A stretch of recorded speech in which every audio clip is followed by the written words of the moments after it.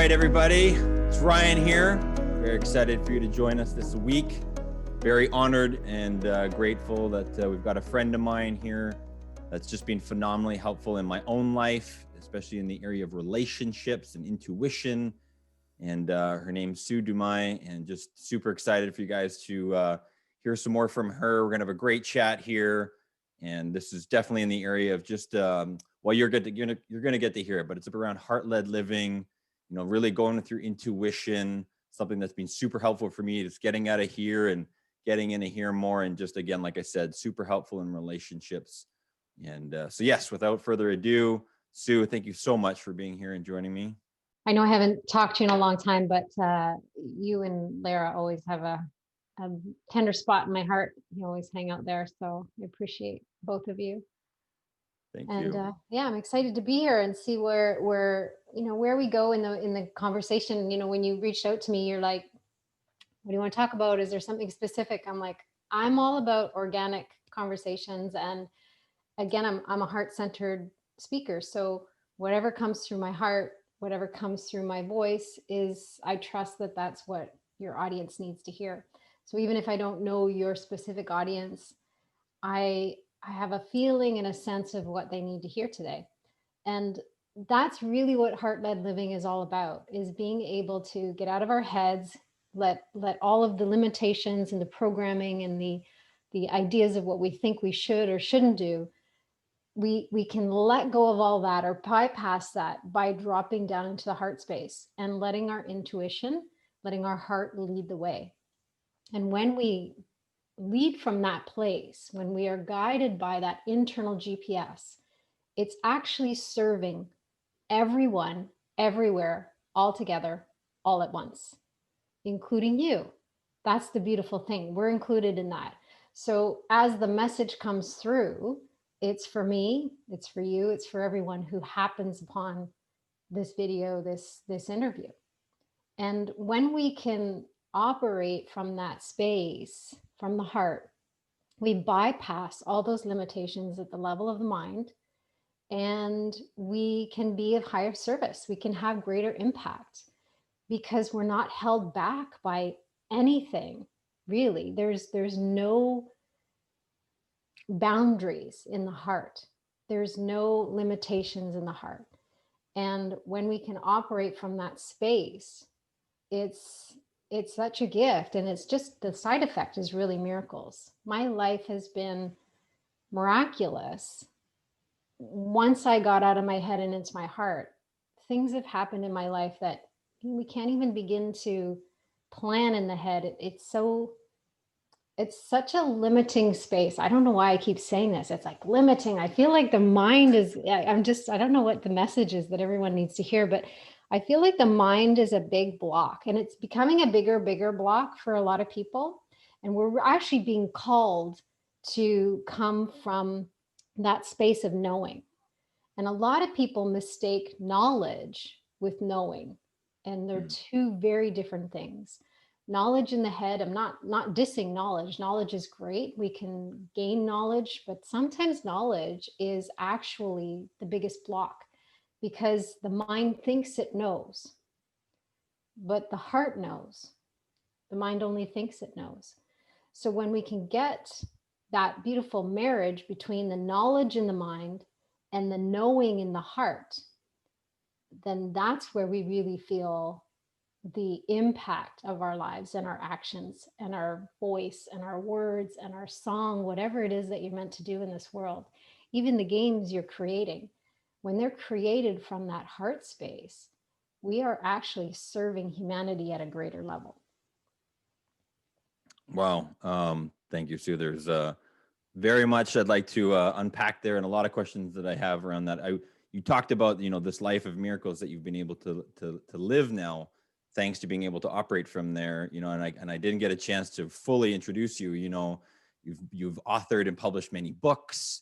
I know you've been a big influence for people in their life in terms of speaking, in terms of coaching. That's how I know you've been really helpful in my life. I've got to see you speak, and you've helped directly my wife and I. So maybe I want to really unpack what you said there. There's so much there. Would you mind just giving everyone just a quick rant about, truly how awesome you are in this life you've gotten to live? Well, yeah, I could do that. It's always a little uncomfortable to talk about myself in that way, but at the same time, I appreciate that people need to know who I am and why I'm speaking and and what's going on. So for me, my biggest passion is to empower others, to inspire and empower healing and awakening, deep healing, profound awakenings. And I do that through my books. I have 6 books now, which is, and I have 2 or 3 more that are coming in line. I can Wow. feel them. So they seem to just kind of flow through me when they're meant to. And I'm very passionate about speaking on stages. I've spoken on many international stages. And my biggest gift I find is that I'm an intuitive healer and I can integrate that healing into everything I do. So whether that's a book or my radio show, podcast, I actually infuse that healing energy. I infuse that intuitive gift into everything I do. So my voice is vibrationally attuned, everything. So when people are in my presence, my intention is always to be fully present in the now, a deep grounding and peaceful presence for them so that they can really tap into that heart space, because there's so much noise in the world right now. We really need to get quiet and go within and get in touch with who we are. So whether I'm, directed in many different ways, I've had a lot of things going on in my career. It's been over 30 years doing this work.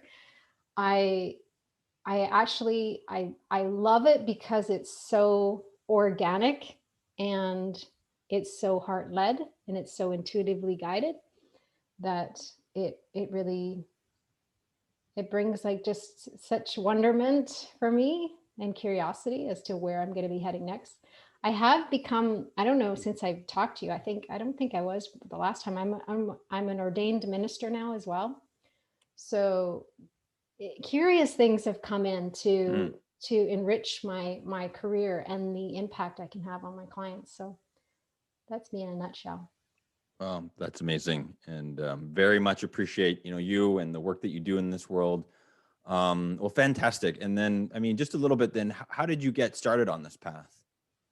Well, my intuitive gift in the way of the healing, the healer in me, I was born with that. So it was something that just, I came into this world, hit the ground running, and was really picking up and feeling everybody's emotions. And it was all negative emotions. I would pick up on their pain in my physical body as if it was my own. So if someone had hip pain or shoulder pain, I could feel it in my body. And even their emotions, I could feel their emotions, the density, the heaviness of their grief, their sadness, their anger, all of it. So for most of my life, the first part of my life, I actually thought I was cursed. And then as I really started to recognize that it was actually a gift, I started to awaken to using it in that way to actually help other people heal. My journey if you kind of follow my career, you can kind of follow my personal life, because my fertility stuff, I've suffered from anorexia for a while. So a lot of the stuff that I was going through personally, because I was trying to numb out and get rid of this pain I was feeling from everybody else, it kind of allowed my career to come into fruition as well at the same time. So for me, it was again very organic. I was born with this drive or this calling to heal the world and wake up the world. It's in me, in every cell of my being. I can't even turn it off at this point or pretend that I don't want to do it anymore. It's something I'm being called to do, and the calling is stronger than ever. I think a lot of us are feeling that strong calling to contribute somehow to humanity, especially in the chaos that's happening right now. So for me, it's been just a natural, organic progression of my life. I think it was 1993 where I had that moment of like my first kind of awakening, and I realized that, okay, I don't need to stay in this darkness anymore. I don't need to be on this destructive path anymore. And everything turned around then. And that's when my personal growth started. And that for me was the big turning point. Wow. Okay. And do you remember like kind of what stage of life you were at? Like how you don't have to necessarily say age or anything, but just kind of where that was in your journey? Because I think some Yeah. of us are earlier than later. And Yeah. It was my early 20s, and I had just moved out to the West. So I was in Ontario. I moved out West, and my anorexia and my bulimia was the worst. Like it was like I hit rock bottom with it.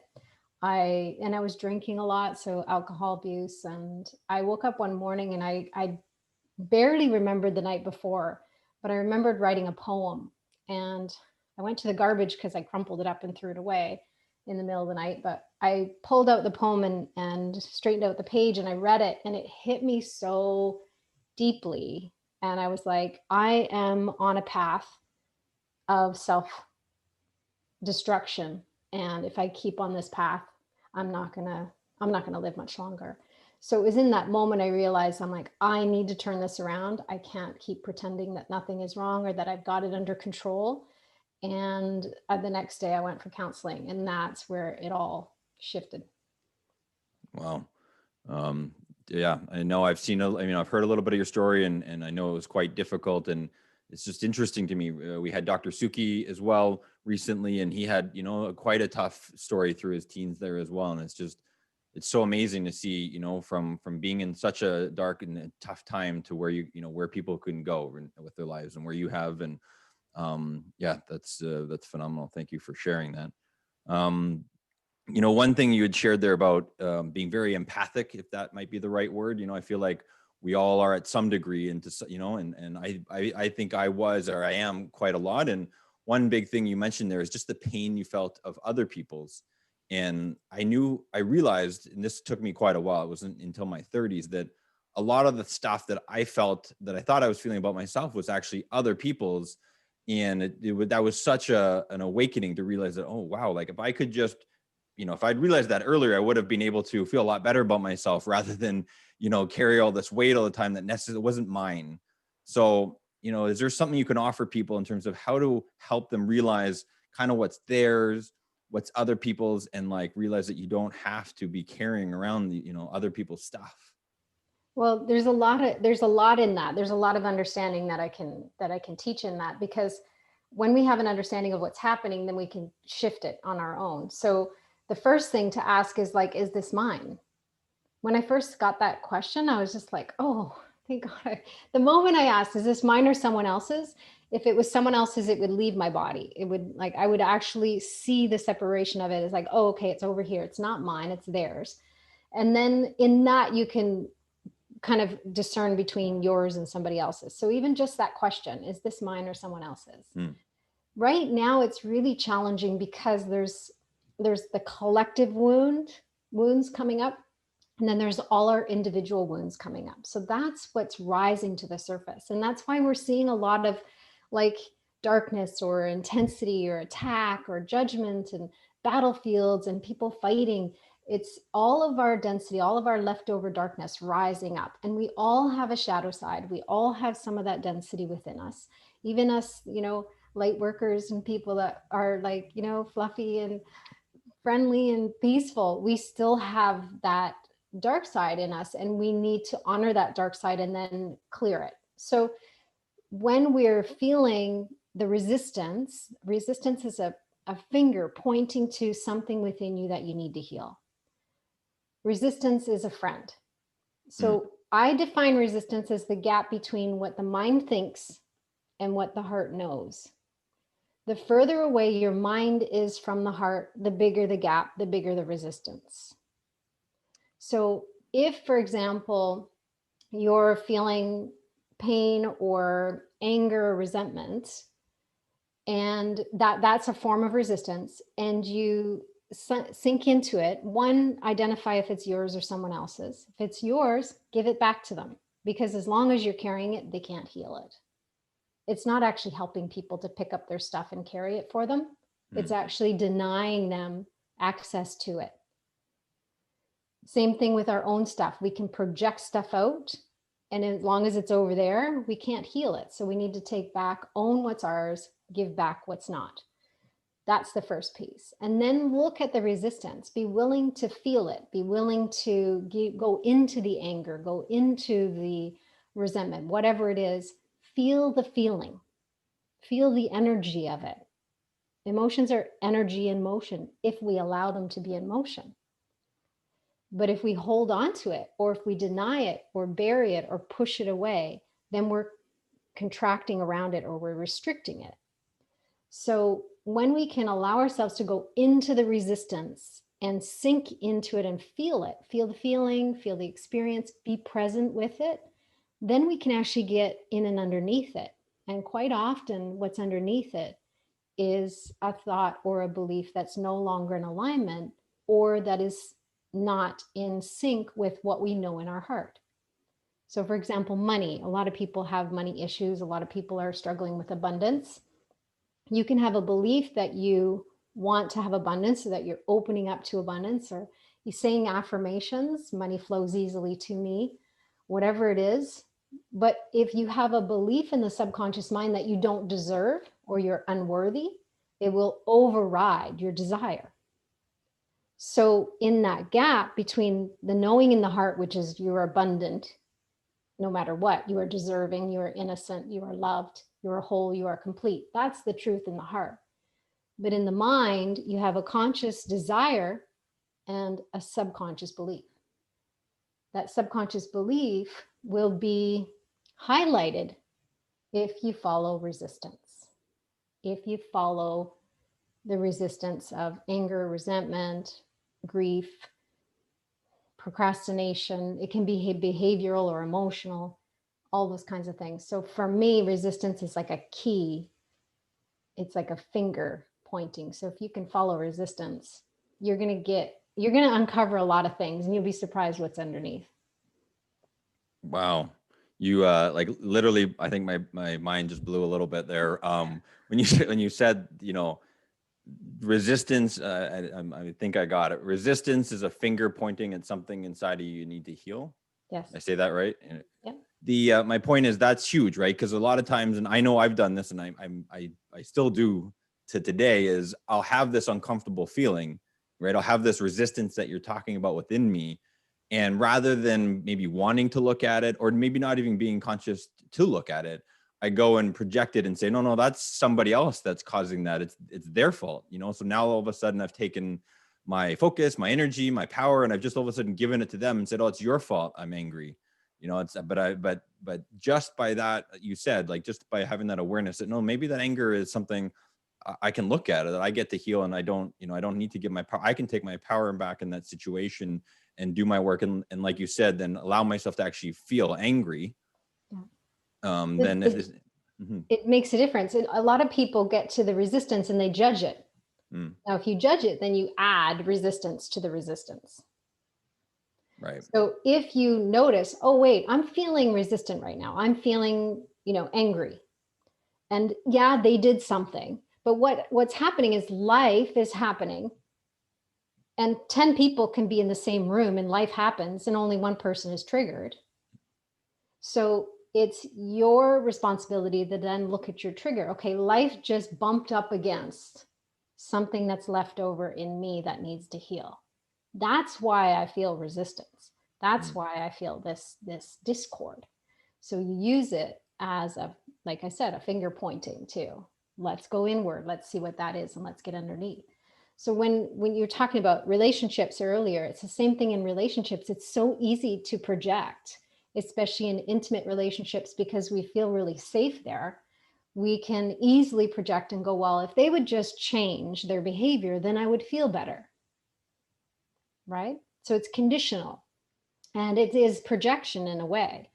So what if they could just do what they're doing, and you can have an awareness of it, an observation of it, but not be triggered by it? Then you can actually still have a conversation and say, okay, well, what you're doing, it doesn't feel good. I'm not okay with that. And then we shift gears.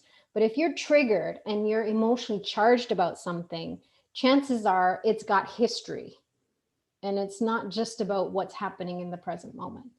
So that's what I mean by life kind of comes in and bumps up against your leftovers, and your leftovers can be like years of stuff.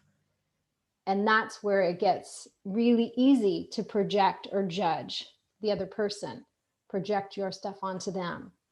But it's temporary. Even you'll feel better a little bit, but then you won't feel good. And it'll just kind of circle back around until you actually get the lesson, you get the healing. Got it. And I'd like to share then, yeah, that's yeah. And I've gotten firsthand example exactly how that works, thanks to the work that you did, with us. Is for me, I kind of see it as like a tip of an iceberg, right? Where the stuff that's showing up maybe in the moment is the stuff that's peeking through the surface. But like you said, it could be there. It could have been there from quite a while. And if I haven't acknowledged it, what I also think happens, and you can, confirm this, is it just starts to stack. If I haven't allowed it, like you said, if I haven't allowed myself to feel whatever that is and allow that emotion to be in motion, like you said, then it stacks. And all of a sudden this iceberg just gets kind of bigger and bigger and bigger below the surface. And then sometimes what I've experienced previously is the interaction can then become quite elevated because neither one of us appreciate maybe how much is below the surface. We just get to see what's on the top, and it's like, wow, how can that be such a big deal? But meanwhile, there's much more below the surface. Yeah. Yeah. So the volcano kind of reactive like blow ups are not just about that situation in the moment. It's about all of the stuff under the surface that hasn't been dealt with, all of the accumulation, and because it's just brewing under there, especially resentment. It brews under the surface, right? It kind of boils. Right. But Yeah. And we had, and every couple has, disagreements. I mean, we're two people with very complex lives and emotions. And so we've had some disagreements. And there was one significant one that we just realized that we just, neither one of us had the tools, right? Where do people learn relationship skills, right? They don't teach it in school. So you're kind of picking it up the best you can, maybe from your parents, maybe they may or may not be the best example, but they're doing their best, and you pick them up from your peers and whatever else, TV and whatever, who knows what other examples. And I just really, we both realized that we just didn't have the tools to work through this. And so that's where you were so helpful, is just to come in and just, be able to observe what was going on and help us see, I think you were really great at being able to help us see our piece of it to own. And then maybe you could speak a little bit about this practice you gave us around radical honesty, where we were truly able to and create the safe container to now start to release a little bit of the volcano, and start to unstack, start to melt away the iceberg, whichever analogy works for people. That was huge, game changer. We owned it. We owned each of our own stuff. We were able to have this open dialogue about what was below the surface, and it totally transformed the situation in our relationship. Mm-hmm. Yeah, the practice of radical honesty like actually saved my marriage. And I coming to that practice really made the biggest difference in my life. But so we can be radically honest with each other, but then also radically honest with ourselves. And not to confuse radical honesty with brutal honesty.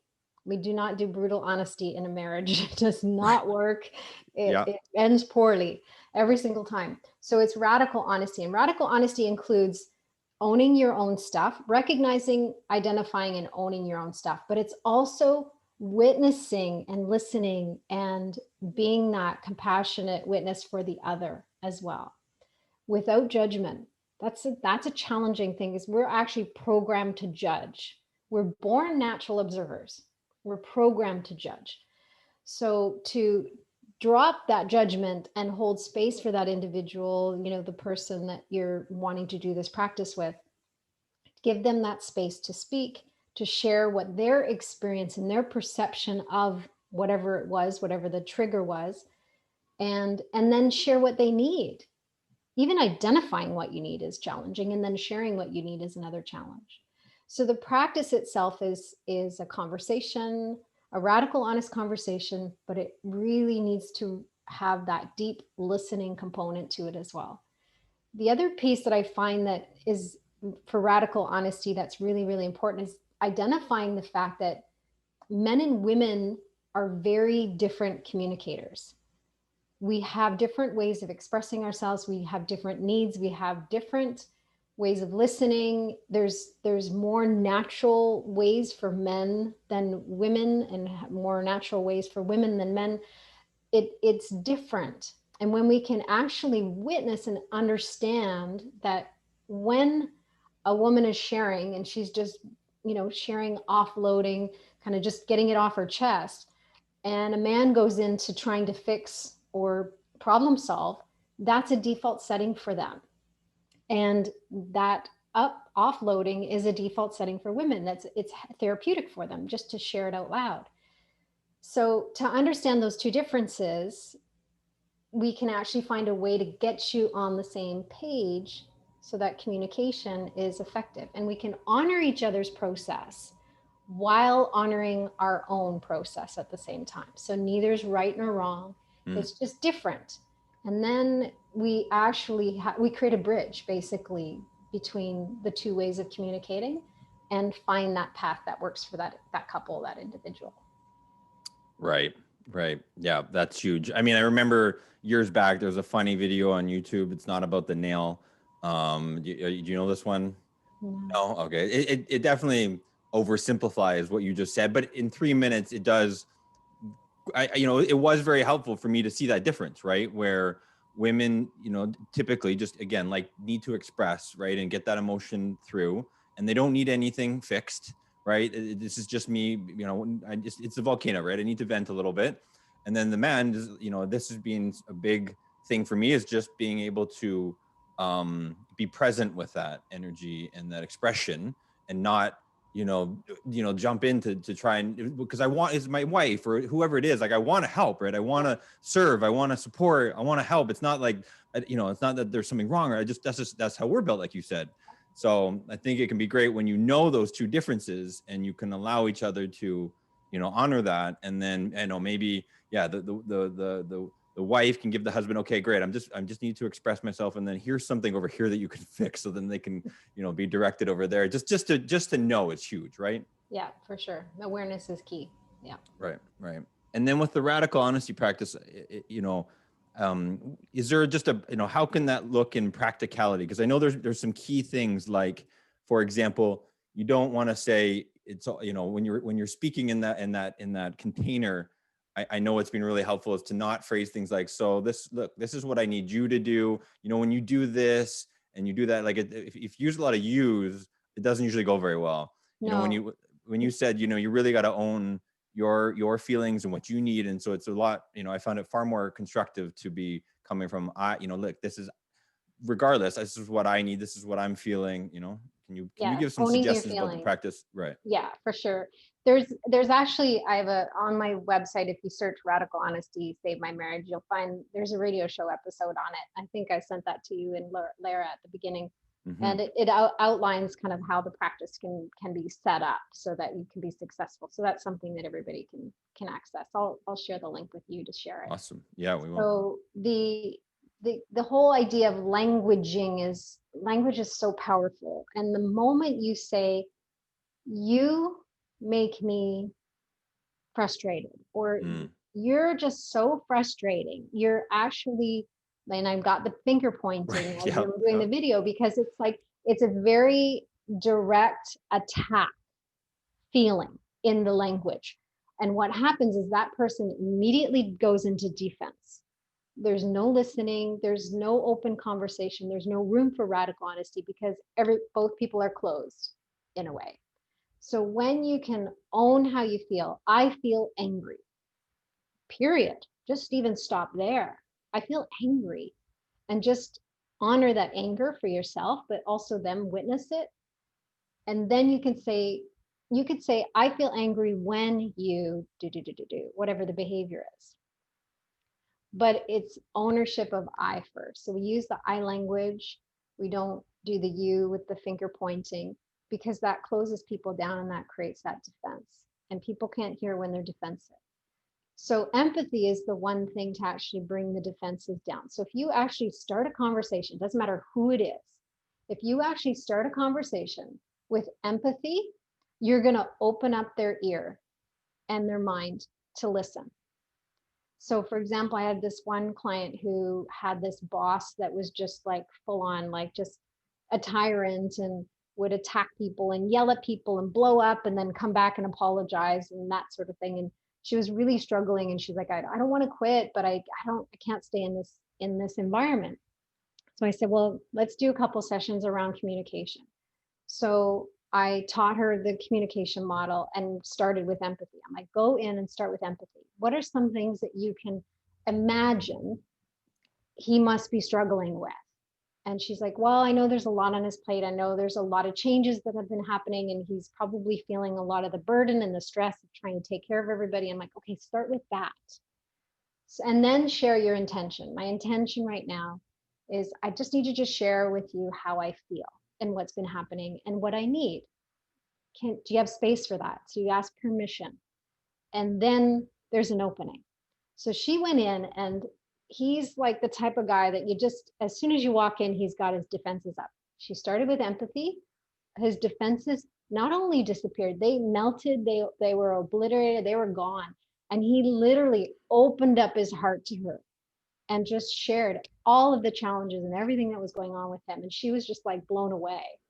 And ever since that meeting, and she was able then to share how she felt and what was happening. And some of the other staff were finding this, and he was really open to listen. Ever since that meeting, everything changed. And people in the office were like, what did you do? Like, what happened? Like, how come he changed so much?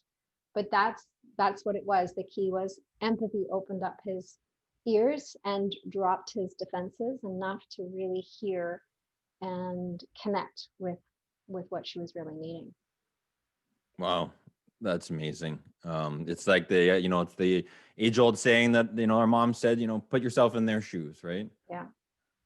And sometimes it's hard to do that, but there's always one thing you can find. You can always find one thing to have that empathic kind of experience around people. I'm like, I can imagine you feel, or I can imagine how hard it is. There's always something that you can find to connect with them that way. Right. That's you. Yeah. I wish I would have known that when, in some of my younger years, I had some real, not many, but I just had some people in some of the companies I used to work in that I just, butted heads with them. And it just, I did not have that awareness to as as we're talking about here. So super helpful wherever I think someone's at, to just take a step back and be able to, as much as possible, have that empathy, put yourself in their shoes, and really, take ownership of whatever that is that's wanting to come through, right? That's wanting to be expressed and felt. So that's awesome. One thing you said right at the beginning, Sue, is around, you said that you're feeling this a lot of limit. You said limit a lot, and I know personally, we've been through a unique situation here. We're still kind of going through it last 7 months. There is a feeling of a lot of limitation, right? You can't do this and you can't do that, and this is different. And we just how have you felt? What are you sensing right now and through this time? And I think you touched on it a little bit. What do you think this limitation's about? I feel like what we're really bumping up against is the call to expand our minds beyond the limitations, and to really tap into more of that knowing in the heart that is limitless, timeless, and expansive. So all of what's happening in the world right now is there's a purpose. There's a purpose, otherwise it wouldn't be in front of us. So the challenges you're facing, that I'm facing, whoever it is, whatever is on your path is for your healing and for your awakening. And I talk about awakening. It's not a moment of awakening, it's a process of awakening. Okay, so we're not going to just wake up and we're done. It's a process of awakening. It's a process of unwinding the mind. It's a process of letting go of those limitations and reprogramming, unschooling, unlearning, redoing, unwinding, whatever you want to call it. The limitations we have in our mind are all programmed, and they're not ours. It's not our programming. It's acquired programming from childhood experiences and growing up, and over the years, all of our experiences combined create these limitations in our mind. Imagine for a moment if everybody woke up and we were not able to use the mind the way we've been using it. And all of our decisions and all of our choices came through the heart. Our lives would change in an instant. The world would change in an instant. What's being called forth right now is a huge renovation, reboot redoing kind of the way we are living our lives. And we need to have this big spiritual pause and space to actually stop the habitual day-to-day stuff, to really take a good, radical, honest look at our lives and how we're contributing to what's going on in the world. So for me, this has been a pause and inner reflection, but also a great observation of what the world is going through. And I find that it's so easy to go into judgment, but if you can observe from a place of curiosity and wonderment, like, I wonder what this is all for. I wonder what lesson I'm learning. I wonder why my life classroom is looking the way it is. I wonder why the world's classroom is looking the way it is. In that space of wonderment and curiosity, we can dissolve judgment and really come from this place of deep observation, compassionate witness. And when we can go from that place, then we can actually be of service. We can actually support others without judging their opinions as right or wrong. What I'm noticing right now, there's a real opposition of sides, and people are fighting over things that in some ways for some people feel like a funny little, like, why are you fighting about that? But it's deep. It goes deeper than that. These are deep wounds washing up. These are deep stuff. So whether you're, fighting for the right to mask or not mask, or whether you're fighting for, against racism or standing up for equality, whatever it is, these oppositions are showing up with full force. And this is the good news. And a lot of people don't see it as good news, but I'm a visionary. So I get these visions, I get these downloads, and I see this global unification happening. It's this big umbrella of global unification. In order for that to take place, we need to have these pockets of unification that happen. And these pockets of unification are groups coming together and feeling the strength and unity and love for each other, and standing up for their truth and what is important for them, and healing their old wounds. As they heal their wounds, other groups are triggered. And it's forcing their wounds to come up. So for example, with racism, Black people are standing together and uniting, and white people are triggered. The guilt, the collective guilt, inherited racism, all that's coming up to the surface. We need to honestly look at that. We need to heal that. But what happens is white people are uncomfortable and they don't know why they feel guilty, so they project. And that's where we're seeing these opposing forces. Now, the only way for us to heal and to create this umbrella ultimately of global unification is for all of our healing, all of our old wounds to rise up to the surface for healing. And that requires a willingness, a commitment, an awareness, and not everybody's willing. But I'm here to, inspire as many people as possible to look within and use that finger pointing to your leftovers to empower you, which will then empower ultimately all of us. So it's a big call to awaken, and some are rolling with the call and some are resisting it big time. And all I can do is have compassion for those that are resisting it, because it's getting really painful for them, and it's intense for them. And at the same time, I don't need to focus on their intensity or their pain. I can focus on the fact that I know in my heart that every single one of us are capable of healing what we need to heal in order to reach that space of global unification. But we need to unite with our own heart first. We need to come home to our own heart and find that space of love and compassion for self before we can truly extend and have the capacity to love and accept everyone else. Wow. I'm moved. I love everything you just said there, Sue, and I love the perspective that, because I know it's been very hard for a lot of people, and it's like, why is this happening? But it's that sometimes that can come from, and we've talked about this in some of my weekly shows. Why is this happening to me? And so there, I think that's a very, it's tough. I've lived there. It's a very disempowered place to be. I've been there this year. It's a tough place to be because it's disempowered. It's something from outside of you that's, it's getting you.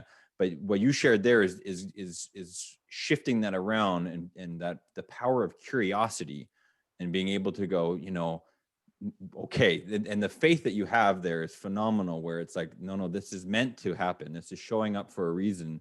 I wonder why. And having that curiosity as a kid to really start to explore it it's a whole different energy, isn't it? Yeah, To come from that place. Yeah.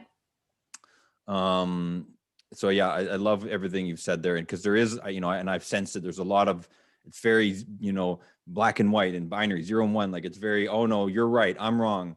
But life's not that simple, right? There's this beautiful bouquet of colors. There's not just, one or the other. And so you're right. I can just sense that we're getting to that place where, okay, let's have some more conversation. Let's get to an elevated perspective where actually we're both right. We just have different, we're looking at the same coin, but just from different sides. Absolutely. And we don't have to agree on everything. We can agree to disagree. And that would be unifying in agreement, Right. So, so this is maybe one of the most, this is from what you've shared, this is the most powerful place to get to, is when you're able to truly trust and come from that, from your heart and live from your heart. But it's also not necessarily easy. I know for myself, I grew up, I took engineering in university, like very, very logical, very rational, very, intellectual, good at math, all this good stuff. Worked for engineering companies, construction companies. It was not in my awareness that there was a whole other realm of capability and capacity and intelligence that I had within me. And so that journey is being fun and also not easy. So how does one, start? Because it's not physically very long, it's like a foot, but it's that foot might take years to process. So, maybe you could just help. Where do you start? How do you know where you're at? How do you live there more often? Maybe you could just take us on a journey from the head to the heart. Absolutely. I just did a radio show, closing the gap between head and heart, just a couple of weeks ago.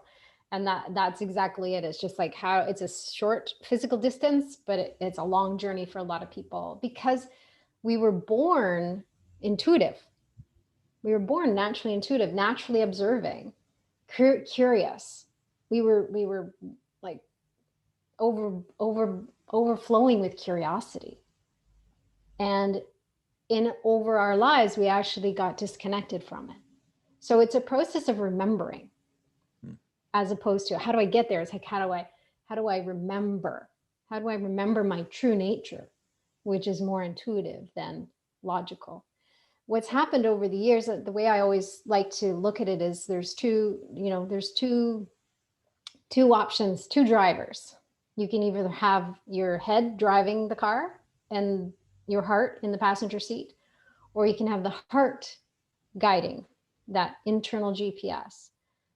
You can have the heart driving and the head in the passenger seat. So the head of the mind becomes this tool that it was meant to be used as, because it's important. It's an important aspect of our experience. And like you say, like there's analytical, there's, the logic, there's reason, there's all of that is valuable in this life, in this human experience. But the key is, can we let the heart take the seat that it's meant to be, which is the driver's seat, and let the head come in the passenger seat and be the tool that it was meant to be? So ways to do that, ways to open up the mind, is to move into curiosity and wonderment, be curious. And in that space, an open mind is a non-judgmental mind. And we can have judgments come in, but we can even soften them and just say, okay, I'm just going to put those judgments aside. I'm really curious what this is for, or why this is happening, or what I meant to learn from this. So we have this curious, open mind. The other piece is offering over, I always start a lot of my client sessions with, let's offer over everything you think you know and everything you think you don't know. Let's just put it in a plate in front of you, or put it in a, a package beside you or on the table. Just, are you willing to let go of everything you think you know and everything you think you don't know? Just for a moment, or even for an hour. That alone can open up the mind, because a mind that's made up is a closed mind. If you think you know, you're going to be hard to convince. So, and you're going to be closed to other perspectives. My world right now is, my mindset is, I have no flipping clue. I know nothing about anything. That's what came into my meditation a couple of years ago. I know nothing about anything. And in that space, I have knowledge, I have intellect, I have all these things. But when I actually shift into, I know nothing about anything, my mind is wide, wide open. And it becomes this container for my heart to inject and place different insights and guidance and information. And then I go from that space. So there's a lot of different tools I picked up along the way, but those are some of them. When going back to the why, asking why, the ego loves why. The ego mind loves the question why. Why is this happening? Because it pulls you right into victim immediately. So if we shift out of asking why and shift to asking what, ask what, not why, that in itself can also open up the mind. Like, what am I meant to learn here? What's going on for me? Or what is it that I'm doing within my, or what am I thinking that is actually influencing this experience that's coming toward me? So it's actually more empowering, and it's less likely to pull you down into that victim kind of wormhole. And it's a shift that happens just at the level of the mind. So we have to change the mind, open it, and change our thought processes, change our habits, in order to create more space to get out of the head and into the heart and let it lead the way. But it takes a practice. It's a practice. It's a practice of remembering. That's really what it is. That's phenomenal. I mean, that feels very, again, empowering to know that we already have this, right? We're already capable of. I mean, I'm always fascinated by kids and my kids, and just watching how curious they are. Right? They just have endless questions, right? They wouldn't stop. I mean, Google is great. Oh, hey Google, hey Google, hey Google. It's great because they could just keep asking and it doesn't get tired. So I love their curiosity. And so yeah, I love that reframe. We're going from why to what, because why is this happening to me? You're continuing to search for the meaning, whereas by shifting to what I can sense already there is, no, you're already presupposing there's a meaning, right? Let's just take it for granted that, like you said, this is meant to happen. It's okay. Implied judgment, right? Right. Yeah. So this is meant to happen. Okay. So then, I get to that place of trust like you have, and then it's like, okay, well, what's a good question to ask from there then? I think you said it. What can I do? Or what is this meant? What am I meant to learn from this? What's left over? Where's my resistance? What am I feeling? Go to the feeling. Get out of the head and go into the feeling. The feeling is in the heart space, right? So that brings you right into the heart.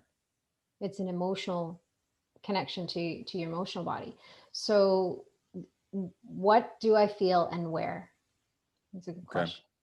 That's awesome. And I do love that visual of, getting the heart in the driver. It's kind of funny. It would be fun to actually see the picture of the heart in the driver. A cartoon. And the brain over here. But that said, I get it, right? That seems like a perfect combination, where maybe it's a bad example, but you can just picture these guys who drive these rally cars, men and women that just go crazy speeds, and they need their navigator that's very focused, very intellectual, very like pointing out which way to go. And the other person is very driven by intuition and gut, and there really isn't a lot of time to think, I would imagine, in that environment. So I love that visual. I think we'll mock up something that would be fun to share on that. And then my question then is, how do you know? How do you know if you've got the heart in the driver's seat or your head? Like, how would you check in? How do you know? Is there stuff that's showing up? Like, yeah. Yeah, it goes back to the feeling. So the feeling is, if you can feel into your decisions or feel into your experience of something. That's the divine discernment. That's where you're really actually able to tap into, you know, the discernment between head and heart. The other way to say it too is there's two teachers in our mind, and we can either listen to the ego, which is our teacher of fear, or we can tap into spirit, which is our teacher of love. So sometimes we need to stay in the head and kind of have that conversation. It's like the devil on the shoulder and the angel. It's like, you know, we have to kind of meet people in their humanness. So if they're too much in their head, I need to meet them in their head and go, okay, well, there's two teachers there. Who are you listening to? So the question then becomes, is this coming from fear or is this coming from love? Is my decision based on fear? Is this choice based on fear or love? What am I feeling about this decision? I'm feeling guilty. Okay, well, go into the guilt, follow the guilt. Or I'm feeling afraid. Okay, go into the fear and follow the fear, follow it back. And ultimately, we always come back to something. It always points back to something, whether it's a thought or a belief in the mind or a past experience or a trauma that we didn't deal with or a wound that's left over. We can always follow it back. But those are some other ways you can kind of meet people in their heads and slowly bring them into that journey into the heart. But it really comes down to the feeling. If you can, like, okay, what do I feel? Where do I feel it? Go into where you feel it as well. Not just, so I'm feeling angry. Okay, where do you feel that anger in your body? I feel it in my heart and in my gut, and it's all wound up and twisted. Okay, go into that twisted, like sit right down inside of it, be with it, because we are often taught to deny our emotions, especially the negative ones, what we call negative. They're just denser emotions. They're not right or wrong. They're just denser. When we allow ourselves to go into them, they actually can point to a lot of things. And there's a quote in A Course in Miracles that was one of my favorites, is we're never upset for the reason we think. The key word being think. We're never upset for the reason we think. So if we approach that upset and we get into the feeling and follow it down, usually it's something totally unrelated or kind of connected or something from the past. It's usually not the reason we think. So that's another way. Again, it's just like, okay, opens up the mind. I'm not upset for the reason I think. It's possible that I'm not upset for the reason I think. And then go into the feeling and you'll be able to follow it down. Got it. The key is, again, it's like open whatever you need to say to the mind to just open up the possibility. Maybe not. And the other thing that's coming in right now is one of my favorite tools is when I say, I'm totally willing to be wrong. I'm totally willing to be wrong. And of course, my ego is like, no, you're not. And it was like, in the beginning, it was like fighting it. But when I'm totally willing to be wrong, my mind is open. And it's like, I don't know. I think I'm right. I'd like, I can fight to be right now, but I'm totally willing to be wrong. Again, that just opens up, even if it's just a little tiny window in the mind, it's worth doing. Possibility, right? Yeah, exactly. That's fantastic. Yeah. Kids are such great teachers, right? And examples where they are emotional, right? They're willing to just say whatever they want, express what, and they'll have full on tantrums, but it's so healthy because they've cleared it, right? They process things so quickly. They don't hang on to it, right? It's just fascinating to watch my kids because within an hour, usually they've got a chance to get it out and then they're fine. They're off playing again, right? We've been programmed and conditioned and don't necessarily have all the tools and realize that that's good, right? That can be a good thing. To have a tantrum. If we actually gave ourselves permission to feel anger, we could process anger in 15 seconds. If we let ourselves process the energy of anger, it could be gone in 15 seconds. Right. And I just as you were saying too, the ego is the teacher of fear. Is that what you said? And I got to imagine right now, on average worldwide, fear is at I don't know about all time. I don't know. I can never say that for sure, but I just know fear is at a very high level. It feels like worldwide. It's very ripe right now. Yeah. It's in your face. But the cool thing with fear is this is my experience for fear. If we meet fear with fear, fear expands. Mm. So we can witness fear, but we don't need to meet it with fear because we're just contributing to it. We're sprinkling more fear on it. So we can see and witness someone's fear, but if we meet them with love, love expands. So when we meet fear with love, love expands every single time. It may not change their experience of fear, but it definitely expands love within you. And that has a ripple effect. That has that impact globally. So when we heal within ourselves, we're healing the whole of humanity. So we're contributing to that healing. So every choice for love you make is a choice worth making. And it has impact, no matter how small or how big it appears. Wow. Fantastic. Okay. So we talk a lot with our friends and our players and in our own company around practices, daily practices, the power of habits, rituals, very obviously very successful, very spiritual. Everyone's got practices. You mentioned it as well. It's a practice to go from the head to the heart. Can you share a little bit like what your practice is, daily, or, what kind of rituals you have that help you, continue on that journey or live there more often? Remember more often. Mm-hmm. Yeah, absolutely. My rituals, my tools always change and evolve. So once they're working, I'm working with them. Once they kind of, I don't feel like they have that charge anymore or that impact, then I let them go and something new comes in. The one thing that's been consistent is meditation and yoga and energy healing. So I do a lot of chakra alignments. I do a lot of clearing my energy field, keeping my energy, my home clear.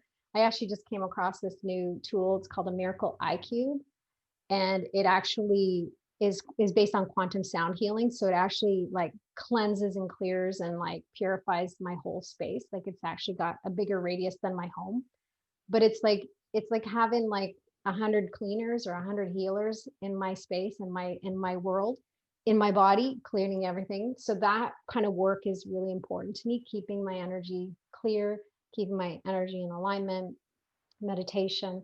But I don't just like sit and meditate the way that people are like, okay, I'm sit and meditate, and you're like, om or Set a whatever timer. Yeah.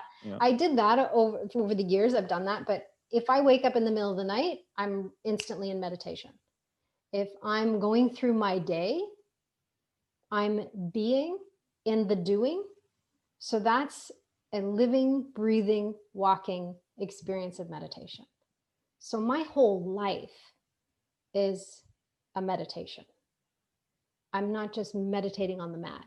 I'm meditating in every moment of every day, even talking to you. My intention is to be mindful and present, deeply present, to be here now with my breath as the anchor to this moment, with you, with everybody who's listening, fully present. That's meditation. So that's been my practice. And then also the things that feed my soul, I keep in place, like animals, certain foods, certain like drinking enough water, like things like that. Water actually improves your intuitive channel. If you're dehydrated, you're less intuitive. I know. If you drink more, you're actually going to improve your intuition. So there's little things that you can tweak and do that feel good, that feel in alignment for you. And that's what I would encourage people to do. The practice of gratitude is great. I wake up in the morning and I say, yes, thank you. Yes, thank you for my breath. Yes, thank you for this day. I thank the anger. I thank the resentment. I thank the happiness, the joy. I thank it all. And the other thing I do every morning is I offer over, basically my prayer is I offer you my everything. My entire life, my voice, my hands, my everything. Use me. What would you have me do? And I'm guided from that deep intuitive knowing place. And it's been a journey to get there, but it has allowed me to walk with deep trust and blind faith.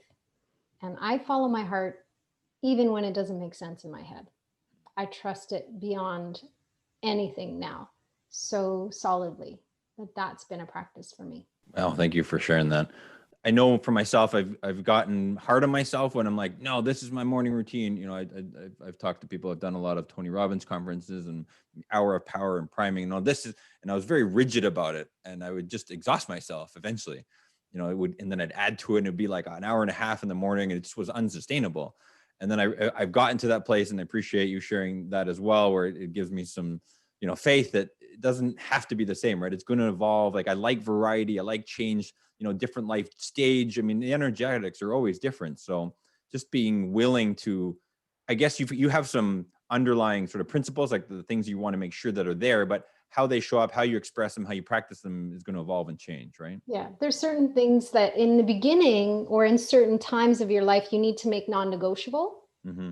because you know that unless you make it non-negotiable, it'll fall to the wayside. So Right. that's a choice for love, right?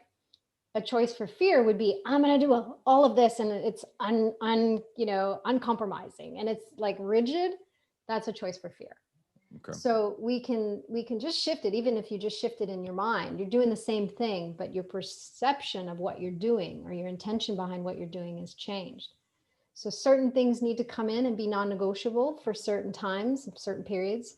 But again, yes, if you're going to be intuitive, we have to be adaptable. We have to be flexible, but still have some structure, because in our humanness, in our human world, and especially with young children, there has to be some structure that allows you the space to do these practices as well. Right. Well, we could probably have another hour conversation here and talk about intuition and kids. Yeah. And I mean, just, yeah, you're wonderful. Thank you, Sue. So I wanted to, a couple things here is, how can people make sure, you've shared so many gifts and just jewels here with everyone. How can they make sure they get in touch with you? What's the best way for them? You know, what medium do you like? What channel online should they follow? Yeah, the best place is to go to my website, which is heartledliving.com. So heartledliving.com. Everything's there. My social media, links are there, everything. But my radio show, Life by Divine, it's 93 episodes today I just did. And then I have a new podcast coming, The Healing Experiment, which is going to be really cool. That's coming in the next couple months. So everything is there, the radical honest practice, all that kind of stuff. There's tons and tons of resources on my website that people can access, including my books. So whatever your heart leads you to, and you can follow that nudge. Fantastic. And if they want to, do some of this practice, is there ways that they can work with you? Do you have some, they can get your books? What other ways can they engage with you and work with you if that's possible? Yeah, well, on my website, there's all the different ways to work with me one-on-one, or if you want to join my inner circle, where I actually work live with groups on calls every week and really immerse and kind of renovate your life if you want to change it that way. I also have the Intuition Academy, which is a 10-month or 11-month program, depending if you want to become an intuitive coach or healer.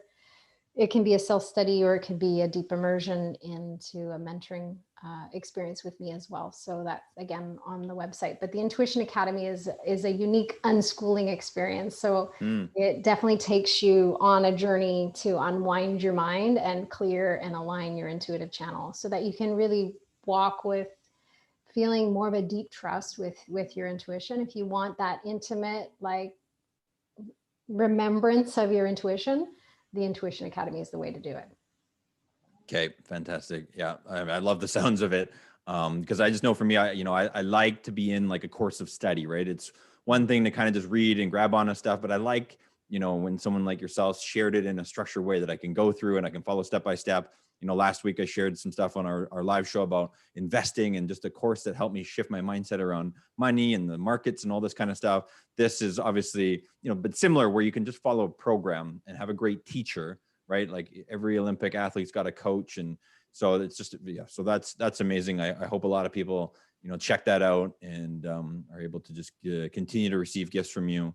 Last thing then, like I'd share, we have this happiness offer wall in our games. We really like to, encourage these practices. I know I'm always learning and evolving mine. What are three, we've talked about a lot of things, and just in terms of giving people something they can start on right now, tomorrow morning, what would you say sort of three takeaways are that they can leave with? Start your day with yes. Start your day with yes, because it's very easy to start the day with no. The ego loves to jump in and say, like, no, this isn't right, this isn't wrong. So just start your day with yes. And follow your heart yeses, not your head yeses. There's a difference there. So follow the heart yes. Ask, is this love or fear? Powerful tool. And then also be curious. That's one of the heart-led living principles. Be curious. When interesting, what's coming in is like, be curious, be open to anything, be attached to nothing. Those are 3 of the 10 principles. Be curious, be open to anything, be attached to nothing. Those are tools that I feel like if you started those practices, that it would create a foundation for you to really continue this work. Yeah, and be absolutely potentially life-changing, right? It can just set you on a whole other trajectory if all of a sudden what you were no for, all of a sudden you were, curious about, maybe even a yes about. I mean, that can just create, massive shifts in people's lives. Yeah. My most favorite thing is when people come back to me and they're like, Sue, I used to get triggered by this one thing that happened, or I would have fear around it, and it's gone. And it's disorienting. So they're like, is something wrong? I'm like, no, you've just come full circle. I'm like, that's good news. I was like, celebrate it. So. Wow. Well, that's awesome. All right. Well, I appreciate all that you've shared with me and in the past and here today with all of our friends and family. So thank you, Sue, for yourself and all the great stuff you're doing in this world and all the people you're helping and you're called to serve. Thank you so much. Thank you. I appreciate this time together. All right, everybody. Have a great rest of your day and week. And thank you for watching us here today. I'm Ryan. See you next time.